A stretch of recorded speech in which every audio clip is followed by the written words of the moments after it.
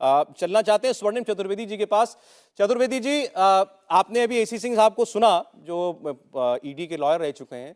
उन्होंने थोड़ी तकनीकी बात बताई कि भाई पहले गुनाह दाखिल होगा, गुनाह दाखिल होने के बाद फिर मामला ईडी के पास तब जाएगा अगर उसमें मनी लॉन्ड्रिंग का कोई एस्पेक्ट होता है।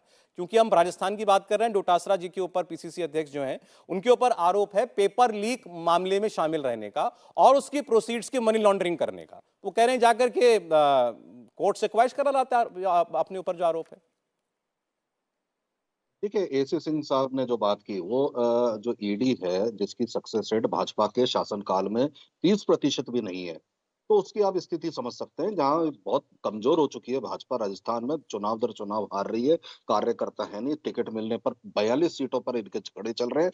उनसे ध्यान भटकाने के लिए इस तरह की कार्रवाई की और कुछ भी नहीं है। किसान का बेटा जिसने 2000 अंग्रेजी माध्यम स्कूल गांव के ग्रामीणों को मुफ्त शिक्षा के लिए खोल दिए, जिसने 70,000 से अधिक शिक्षकों की भर्ती कर दी, आज उस पर आरोप लगा करके इन्हीं के एक कतिपय एक सांसद है किरोड़ी मीणा, वो कहते हैं, धमकी देते हैं कि ईडी आएगी, ईडी से जांच कराऊंगा। अरे ईडी पेपर लीक प्रकरण की जांच नहीं करती है, ये भाजपा को समझना होगा। अब भाजपा के प्रवक्ता तो खुद के प्रवक्ता रहे नहीं, चूंकि कार्यकर्ता कमजोर हो गए तो एक एजेंसी भेजी है आपने यहाँ पे।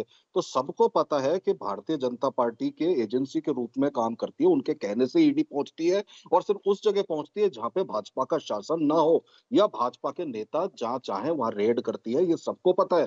पहले से राजस्थान में इनके सांसद कहते आए कि मैं रेड कराऊंगा। अभी आपने देखा होगा कि जो अ, एक केंद्रीय मंत्री, उनका भी बयान मैं सुन रहा था, ईडी के प्रवक्ता होकर के बयान दे रहे थे।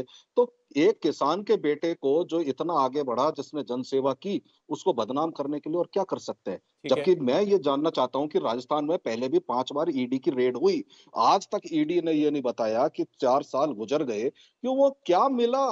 रेड करके आप चले गए, आपने ना कुछ पाया ना आपने जनता को बताया। आप केवल आए, सुर्खी बनी कि आज फलाने क्या रेड हुई, लेकिन हुआ क्या? कुछ नहीं।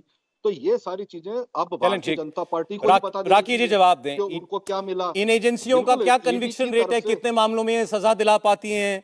और फिर वही आरोप बार बार कि 29%। भाई वही ये इनको इनको पहुंचना वही है जहां किसी दूसरी पार्टी का शासन चलता हो जिस राज्य के अंदर, और क्या मिलता है आखिर रेट में? राखी जी। 29% केसों में पेश की है, चार्जशीट। देखिए कन्विक्शन रेट तो 2% है। सौरभ जी, जहां जहां भ्रष्टाचारी होंगे वहां वहां ईडी अपना एक्शन करेगी। जहां जहां भ्रष्टाचारी होंगे वहां वहां ईडी अपना एक्शन करेगी। जहां जहां और जैसा कि भाजपा एक कमजोर अधिकारी अभी होगी बता रहे थे, वहां वकील साहब ईडी अब अपना हमारे ही एक्शन शो में, करेगी। कि एक जहां प्रॉपर जहां प्रोसेस है बीजेपी जिसके के माध्यम नेता, से ये काम किया जहां जाएगा। जहां बीजेपी चतुर्वेदी के जी नेता सुन लें, कमजोर हो सुन लें, जाएंगे, सुन लें, एक पंडित एक जी, करके एक बार बात सुन कर रहे लीजिए, हैं। भ्रष्टाचारी लोग सुन लें एक बार। ईडी से थोड़ा एक ताकत बार मिलती है, भ्रष्टाचारी जनता लोग के सुन बीच लें इस जाइए। बात को। और सौरभ जी देखिए, अभी स्वर्णिम जी ने लॉकर्स वाली बात आपके सामने छेड़ी। उन लॉकर्स की अभी जांच पूरी हुई नहीं और इन्होंने आपके चैनल पर उसको क्लीन चिट दे दी। यही प्रॉब्लम मैं है, क्या यही क्लीन जो चिट दूंगा? एटीट्यूड है। मिला ही मुख्यमंत्री नहीं जी ने कुछ। कहा था कि कोई नहीं राजनेता, नहीं कोई नहीं अधिकारी सौरभ भाई, पेपर लीक में सौरभ भाई, इन्वॉल्व नहीं तौसीफ जी है। मैं आ रहा हूं, एक लगातार मौका उन्होंने ये बात कंप्लीट कही, कर। लेकिन पेपर लीक के अंदर इन्वॉल्व हुए इनके लोग। और देखिए सौरभ जी, मैं आपको एक वीडियो भी बताना चाहूंगी जो आपके ही चैनल ने कवर किया था, जो बीएल सोनी